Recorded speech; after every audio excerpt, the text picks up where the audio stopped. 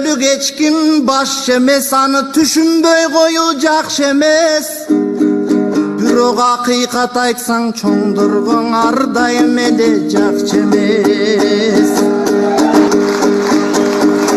Ак окшогондор кыргызды жегендерин айтпасам, актанып эл алдында аркы берки калптарды дегендерин айтпасам, каратып туруп ой камкорлук кылгандарын айтпасам, какшатып туруп неченин ургандарын айтпасам, мен айныбаймынбы батамдан, айныбаймынбы токомдой акыйкат айткан атамдан.